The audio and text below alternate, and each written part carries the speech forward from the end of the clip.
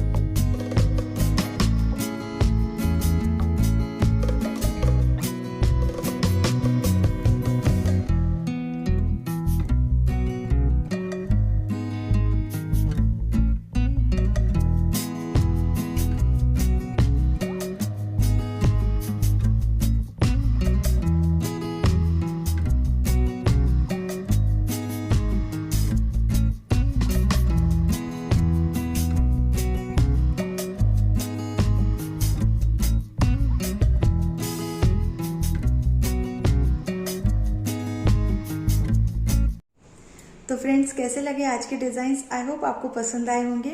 अगर आप इसी तरह की और वीडियो देखना चाहते हैं तो मुझे कमेंट सेक्शन में ज़रूर लिख के बताएं। और अगर आज की वीडियो आपको अच्छी लगे तो इसे लाइक ज़रूर कर दीजिएगा, अपने फ्रेंड के साथ भी ज़रूर शेयर कीजिए और चैनल को सब्सक्राइब करना मत भूलिए। हम फिर मिलेंगे अपनी अगली क्रिएशंस में। वीडियो देखने के लिए बहुत बहुत शुक्रिया।